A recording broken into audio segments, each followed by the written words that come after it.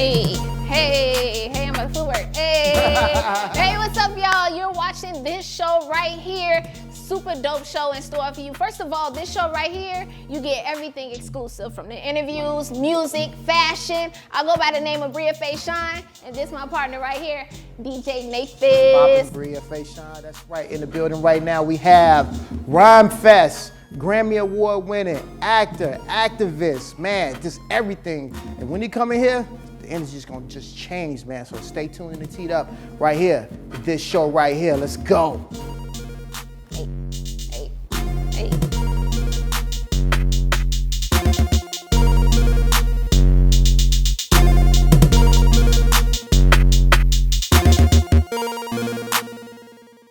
Today on this show right here, we have a special guest, award-winning hip-hop artist, songwriter, all of that, the one and only Rhymefest. Welcome to the show. Yo, what's up, BRIA? How you doing? Good, how are you? Good to see you. Rhyme, What up, brother? Nate? Good to see you, yes sir. Good to see you, bro. Absolutely, Love. man. Yes sir.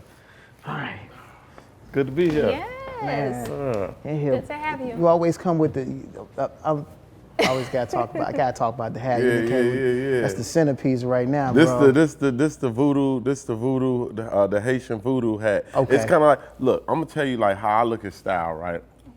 Style to me shouldn't be what's on the rack in the store. It shouldn't be what you saw on TV and it was like, oh, she or he look cute in that. True. Style, at least to me, no matter what nobody say, should come from the inside out of how you express yourself, of who you are, right? So I'm into spiritualism.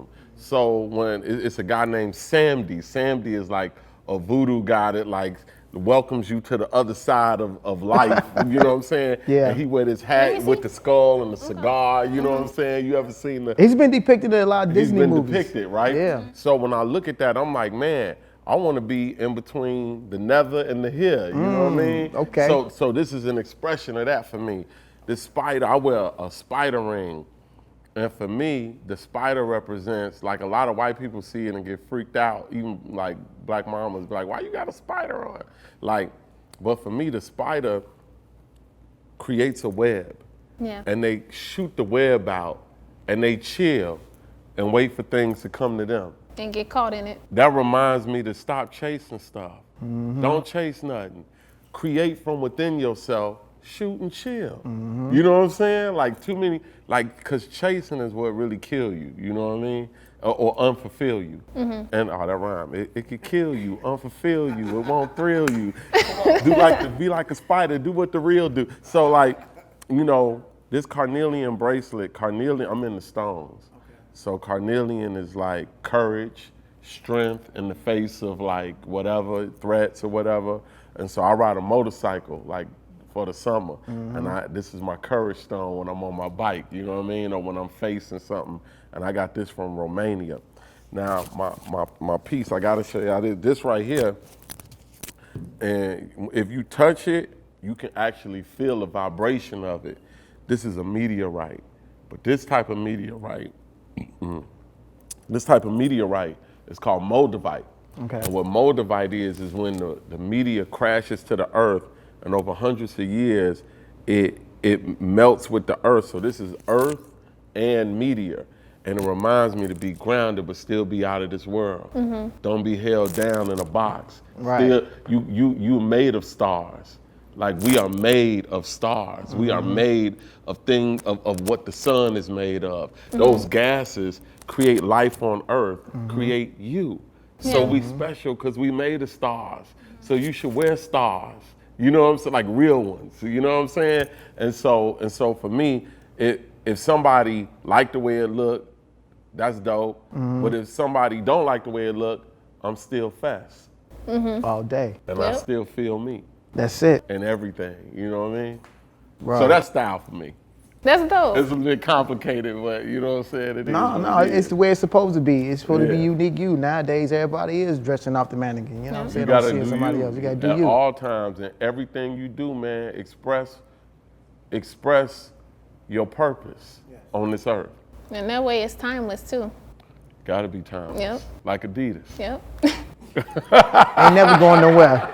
Never going nowhere. Yeah, love. All right, so you've been working, man. You didn't put your web out there. You didn't caught you a film that you know, said the public. Talk to me about that joint right there. Man, let me tell you how I caught it. A lot of people, when it comes to acting or music, we are chasing someone to give us an opportunity to show who we are, Right. which is really backwards. The cavalry ain't coming, because what happens is when you get it, they make you think they gave it to you when really you had earned it before. It's the trick. It's the reversal. You know what I'm saying? Any label you sign to only signs you because you already had a following. Right. Only mess with you because They seen something. they seen something that you don't even see in yourself. That's why a lot of jobs are able to get more out of people than people are able to produce out of themselves.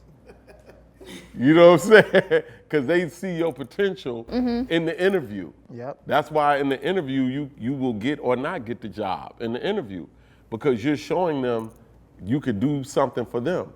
What if you didn't interview for them? What if you just did it for yourself?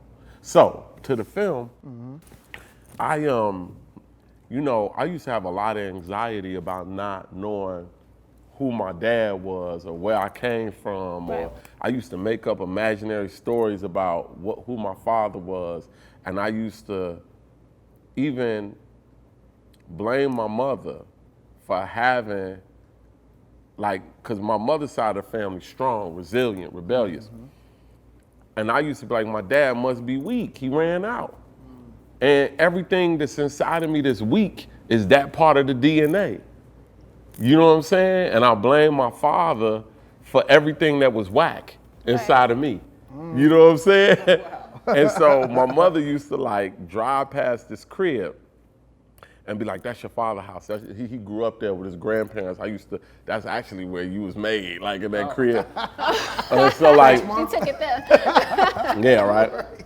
So when I got of age, got a little something under my belt, I bought the house. I purchased my father's great-grandparents' house. And when I got in there, I didn't feel comfortable. So I went on this search for my father, and I just started filming it, I'm gonna find him. Right. When I finally found my father, he had been homeless for 30 years. So it's not that he ran out on me. Dude fell in a hole. And it made me think, BRIA, NEHPETS, we blame our parents for a lot of trauma that we feel, but you don't even know their story. You don't even know what they went through. And what they learned. And what they didn't learn. And maybe not having a certain parent in your life was great for you because it allowed them not to mess you up. Right. So you could become something to save them. Right. And that's real love. And so when I found my father and he was homeless, I brought him back to the house. And we worked on the house as we worked on our relationship. And I shot it and made it a documentary that got put on Showtime called In My Father's House. Right. And so it got on Showtime, and Emilio Estevez, writer, director, his parents, him, Charlie Sheen, they all sat and looked at this film about this guy looking for his dad who was an artist and all this, and forgiveness and love. And his mother said, hey, that's the perfect guy you need for your new movie. So Emilio hit me up on Facebook like, yo, you want to be in a movie with Michael K. Williams, Gabrielle Union, Alec Baldwin? And I ain't never even acted before. I was like, bro, I think you looking for comment. He was like, nah. He was like, nah, bro. He was like, you wrote the song? I said, yeah, I wrote the song. He's like, I'm looking for you. And then I was like, yo, I'll do it, but you gotta let me make music for the film. I said, I'll act in it, but let me make music for it. And then you gotta also do something for Chicago. Just like that. Because this is the problem. When we're negotiating with white folk, we never negotiate on behalf of not only, we be so oh, I just wanna get this, boy, if I could just get this money, if I can get in this position, then I'ma save the people. That's bullshit. We always waiting for something to do what you can do now. That's true. That means you don't mean it. That means you gonna wait forever. I done seen people famous as icons that still don't do nothing for the community because they waiting. Like, so if you gonna do it, do it. And so, do it in the negotiation. Hey, well, what do you want me to do for the community? Just come to Chicago, man. Let me interview you, talk to the kids about making films. It's as simple as that. Yeah. You could change somebody's life. You're planting a seed right now. You done bought the director down and giving jewelry. You know what I'm saying? Right. But you negotiate that in the upfront with you, because what I'm bringing gonna be valuable. Why don't you bring something nutritious too? And then let's make a movie. And so we did it, we made the film. I never even auditioned for the part. And like, that's kind of how my life is being, but it didn't start from wanting to be in a movie or wanting to act. It started from doing something good for my family. It started from doing something good for my father from homelessness. That's been the blessing. Forgiving, loving, and bringing my father out of that has been the biggest blessing to my life that a record deal never did. You know what I'm saying? Record deal twisted me and confused me. Made me think I wasn't who I was, because I was chasing something according to what my man said, the numbers.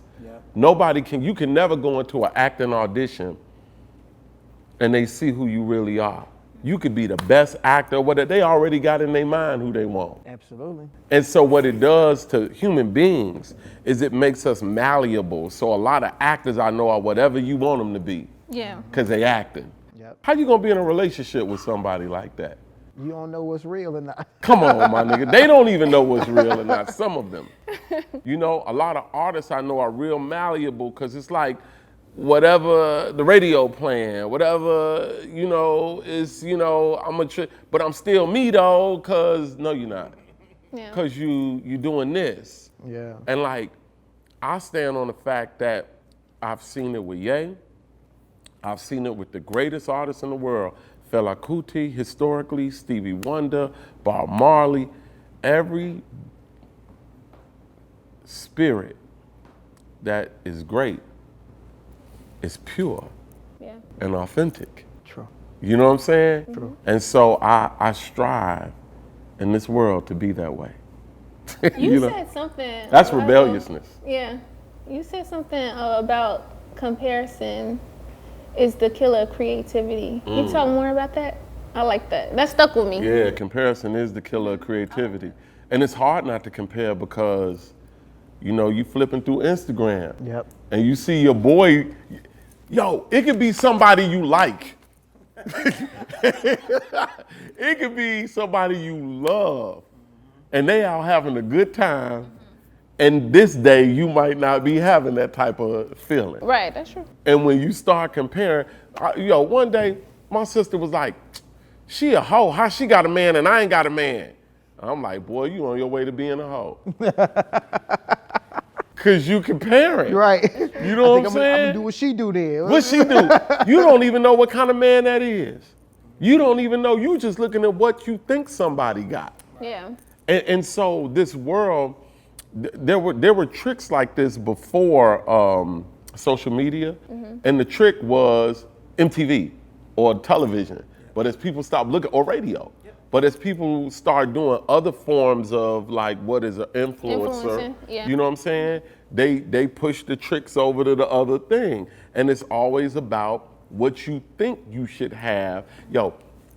I meet so many people, Nate, they'll be like, man, by the time I'm 22, I gotta have this, this, and this. And I'm like, oh, what, you ain't shit? Like, who taught you that? But don't you feel like you gotta set like a milestone or like a goal to reach?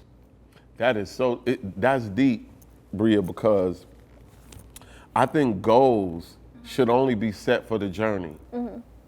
Because when you get to the goal, you're gonna take it for granted, because the journey was so adventurous. You're gonna go through, by the time I got 2 Grammys and an Oscar and all that, I didn't even give a fuck. I didn't care about being there. I didn't want to be there. I had to be begged to go to the second Grammys, because I was like,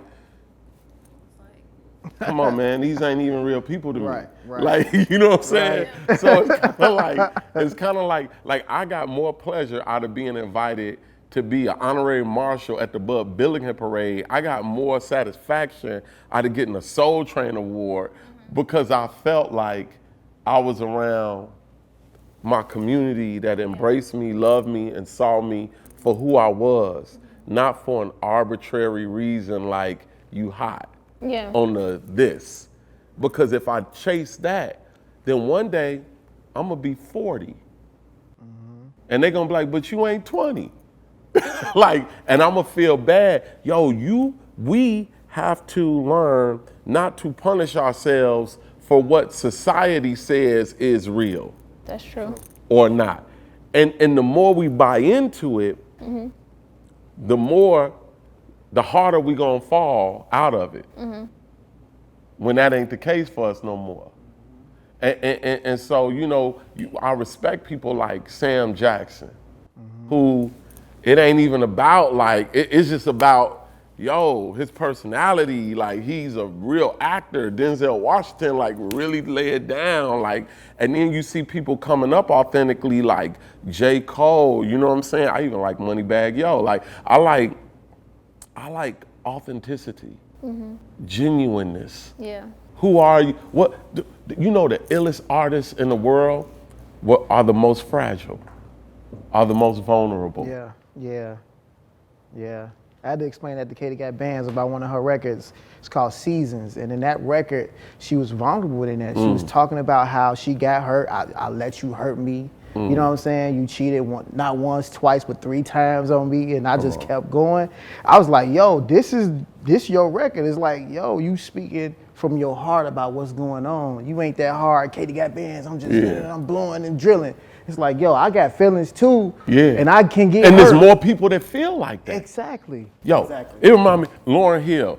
See, I loved hard once, but the love wasn't returned. I found out the man I died for, he wasn't even concerned. In time I learned, he tried to burn me like a perm. Like, yo, you know what I'm saying? Like, you know, the Scarface, my mind playing tricks on me. Day by day, I find it possible to cope. I feel like I'm the one that's doing dope. Like, you know what I'm saying? like that type of stuff right there is like, I feel like, yo, my mind playing tricks on me because I'm killing people with poison and I feel poison because of it. I had a woman, she was down with me, but I felt like she was out to get me. Now she back with her mother. Now I'm realizing that I love her. Like, you know what I'm saying? Like, whoa, bro. That's art. It is. Like when I heard, you know, homie over here, man, what's his name? Happy birthday, Calvin. Happy birthday, Calvin. Yeah. That's dope. So when I heard Happy Birthday, Calvin, telling his story about being on the edge and being pushed even as a young man, that's the type of like genuine, and yo, furthermore, Chicago, one thing that people don't realize about Chicago and Chicago artists is that only those with consciousness make it the furthest. Historically, it's been true. It goes back before artists. Chicago is the consciousness of America. From Chicago is Curtis Mayfield, Sam Cooke, Nat King Cole, Common, Kanye, Lupe, Rhymefest. You look at everybody who was trying to be a gangster strictly, they never really bloomed. Gangsters, just in the pure sense of cruelty, don't bloom from here. Because the story is so much deeper. It's a story of the great migration from Mississippi. It's a story of gospel and blues and the house of house music and the consciousness of hip hop, Farrakhan and Jesse Jackson and the greatest artists and the DuSable Museum. It was founded by a Haitian Frenchman named Jean-Baptiste DuSable. Like, yo, if you're not coming from Chicago, from the inside out, this is a blue collar city. This is a union city. This is political upheaval. This is like where everything bad and great exists. And if you ain't exempling that in your art coming from here, the spirit is not gonna travel with you. And you're gonna be out there. It's gonna be gone. So, Floating in space. so what you working on now these days? You're like, well, my nigga, what you working on? You know, I got some music coming out. I'm just trying to figure out like what the title of it is, but it'll be out in a few months, even though I haven't put a title on it yet. I had the hardest time with labels. Remember I said I think I'm gonna call the album Y'all Late. Right. Yeah, I'm good, y'all late. I'm good. Like, you know what I'm saying? But I wanted to be in this album is in the spirit of what the Africans call the griot. And the griot is a storyteller that's raised from birth to tell stories for the king and for the royal court and for the community to raise you in the tradition of, like, everything I'm telling y'all today is the tradition of where you come from in the city. And I want to do that musically. And so it was really good. Like, Black Thought came and me and him did like 4 or 5 joints. Me and Raheem Devon did a couple joints. I got some dope producers. David Banner produced a couple joints, you know. And I got like some really dope relationships. And you know, Jazzy Jeff came and cut on it, like, and you know, me and Jazzy Jeff went around the world 3 times, and he taught me something about hip hop at 40 and 50, and how we can experience hip hop in older ages on an international level.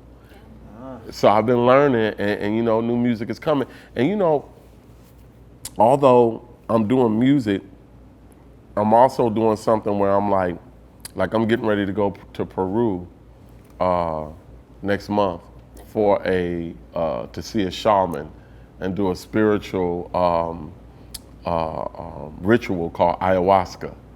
Yo. Yeah, I'm doing that next month. Yeah. What's that I'm gonna about? tell you right now. Yeah, you already know, bro. You already know I'm out there, bro. To go to a whole other place, Yeah, bro. you know I'm crazy, Yeah, bro. Like, hey, yeah. I'm on that, bro. That's DMT, all of that stuff, bro. Yeah. You taking it there. Okay, y'all gotta you elaborate. What's that? Well, okay. she like, what Let me is out. going on? Well, the biggest thing with DMT is like, they call it like it's an hallucinogen, but it's like they call it the God drug, so to speak. Like, you get it, it's deeper consciousness.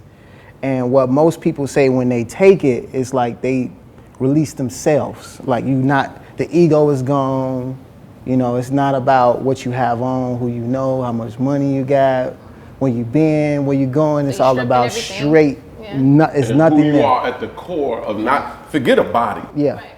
It ain't about nobody. about nobody. It's pure spiritual. Yeah, and so and you know, the Peruvians have been doing this for thousands of years. And so, you know, you go out there and the shaman dips you in the water. We in the Amazon. The shaman dip you in the water. You got to stop eating meat. You got to stop smoking weed. You know, you got to change your lifestyle before you even go. Stop having sex. You know what I'm saying?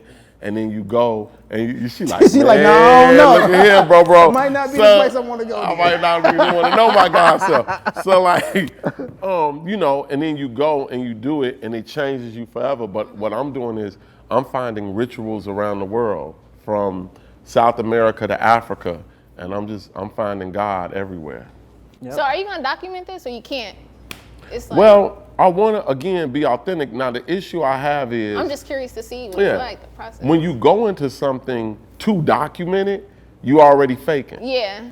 I You see know what what you're I'm saying? saying. But I'm going to document it To for me. educate. I'm going to document it for me, not for other people. Okay. And when I come out the other side, depending on what is there, I may say, okay, Share it. now I will share it. Right. I think part of the problem we have is doing something for the world before we even know what it is for us. Right.